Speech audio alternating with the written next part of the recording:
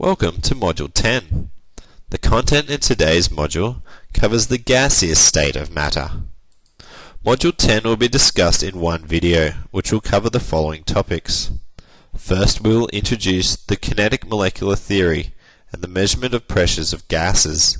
Then we will investigate 4 empirical laws of gases, which will lead to the concept of the ideal gas law.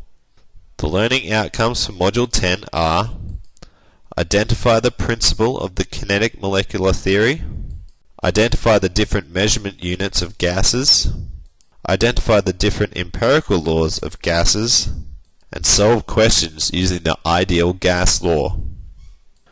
Remember from Module 2, we briefly discussed the gaseous state of matter.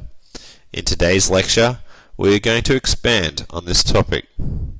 Gases are the least dense and most mobile of the 3 states of matter.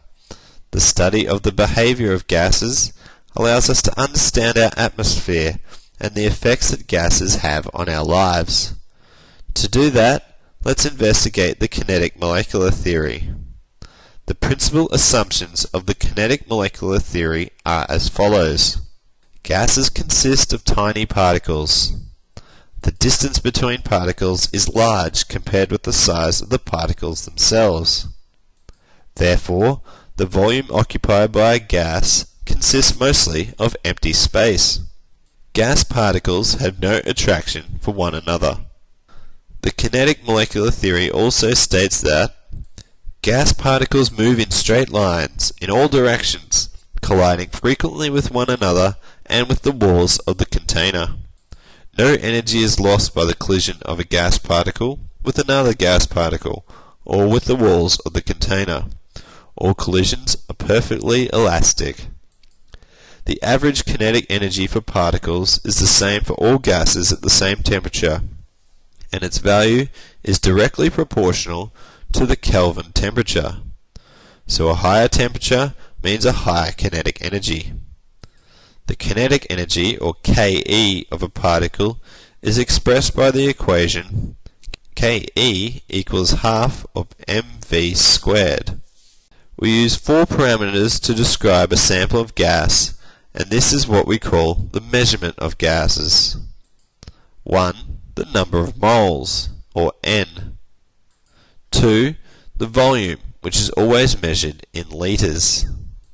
3. The temperature, which is measured in Kelvin, and the pressure. Of these 4 parameters, let's discuss pressure in more detail. The pressure is defined as a force over the area. The SI unit for pressure is the Pascal. However, in daily life, we don't use Pascal very often.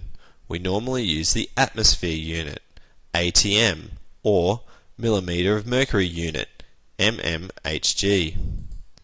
1 atmosphere equals the pressure exerted by a column of mercury 760 millimeters high at a temperature of 0 degrees Celsius. This number can be tested in the lab in a similar device like the one in the picture. 1 atmosphere is also equal to 101,325 pascals, or 101.3 kilopascals. However, you don't need to memorize this conversion. However, you will need to know that 1 atmosphere is equal to 760 torr, which is equal to 760 millimeters of mercury.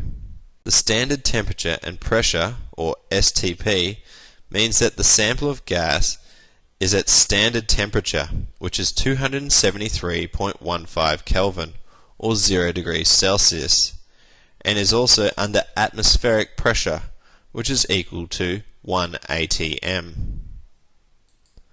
To measure the pressure of a sample that consists of a mixture of gases, we use Dalton's law of partial pressures. It states that the total pressure of a mixture of gases is the sum of the partial pressures exerted by each of the gases in the mixture. For instance, if we have a sample of 3 gases, A, B, and C, then we can calculate the total pressure using the formula P total is equal to PA plus PB plus PC. Now we will discuss the empirical formulas of gases. Remember the four parameters to describe a sample of gas are volume, pressure, temperature, and the number of moles. There are many empirical formulas, however we will cover only four in this course. The first law is called Boyle's law. This law is relevant when the temperature and the number of moles are constant. Therefore, the pressure will change when the volume changes, and vice versa. The formula of this law becomes PV equals a constant, or can also be expressed as P1V1 is equal to P2V2. From this formula, you notice that when the pressure increases, the volume decreases. Likewise, when the volume increases, the pressure decreases. Let's look at the following example. What volume will 2.5 litres of gas occupy if the pressure is changed from 760 millimeters of mercury to 630 millimeters of mercury? In the first conditions, the pressure, P1, is equal to 760 millimeters of mercury, and the volume, V1, is 2.5 litres. Changing the pressure will change the conditions.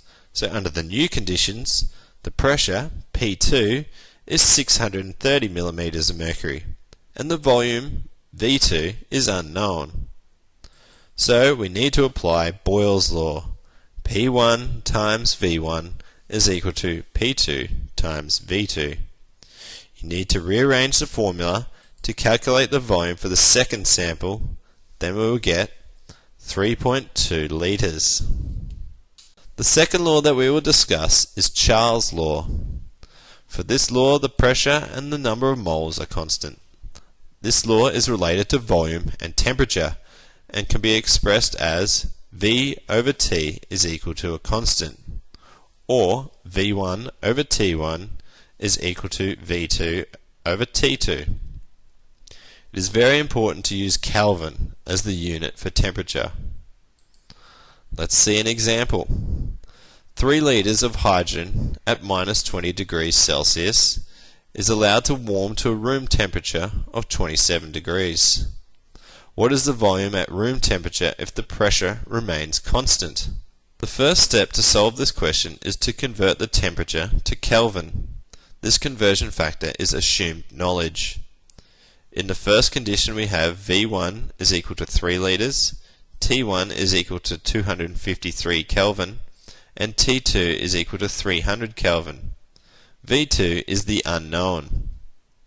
So if we apply the numbers in the formula, we will get 3.56 litres. The third empirical law is Gay-Lussac's law. This law is relevant when the number of moles and the volume are constant. The two changing parameters are the pressure and temperature. It can be expressed as P over T equals a constant, or P1 over T1 is equal to P2 over T2. For example, the pressure of a container of helium is 650 torr at 25 degrees Celsius. If the sealed container is cooled to 0 degrees Celsius, what will the pressure be? The answer should be 595 torr. The last empirical gas law that we will cover in this lecture is called the combined gas law. The number of moles is the only constant in this case, and the other parameters can be changed. This law can be expressed as PV over T is equal to a constant.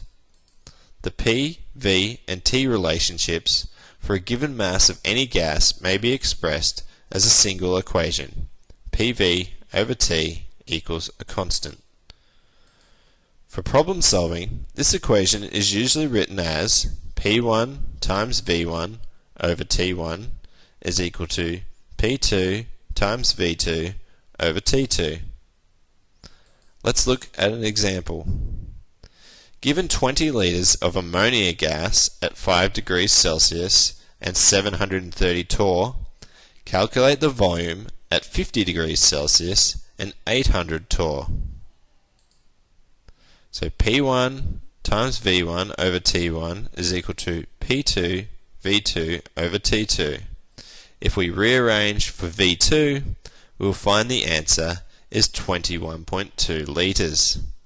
Now that we have covered the 4 empirical laws, we can now discuss the ideal gas law. The ideal gas law can be expressed as PV equals nRT. The 4 gas parameters are used in the ideal gas law, namely the volume in litres, the pressure in atmospheres, the absolute temperature in Kelvin, and the number of moles is N. Finally, R is a constant, and in this equation it has a value 0.0821 and the unit litre atmospheres over moles Kelvin. The law can also be expressed in different ways. For instance, we can write it as P1 V1 over N1 T1 is equal to P2 V2 over N2 T2. This law includes all 4 parameters, and all empirical laws are derived from it, as we will investigate. For example, if the temperature and the number of moles are constant, we can cross N1 T1 and N2 T2 from the formula and get Boyle's law. P1 V1 equals P2 V2. Likewise, if the pressure and the number of moles are constant, then you can cross P1 N1 and P2 N2 from the ideal gas law, and you will get Charles' law. V1 over T1 is equal to V2 over T2. Finally, if the volume and the number of moles are constant, we can cross off V1 and N1 and V2 and N2 to get Gay-Lussac's law. P1 over T1 is equal to P2 over T2. In the same way, you can get the combined gas laws and the other empirical laws that we haven't covered. Let's practice an example. What pressure will be exerted by 4 moles of a gas in a 5 litre container at 17 degrees Celsius? First, let's determine what parameters we have and check if they are appropriate units. The volume is 5 litres. The number of moles is 0.4 moles. The temperature is 17 degrees Celsius, which we need to convert into Kelvin. So, temperature is equal to 17 plus 273, which is equal to 290 Kelvin. Therefore, if we rearrange the ideal gas law to solve for pressure, we will get 1.90 atmospheres. Let's see another example. Calculate the molar mass of butane gas if 3.69 grams occupies 1.53 litres at 20 degrees Celsius and 1 atmosphere. First, let's determine what parameters we have and check if they are in the appropriate units.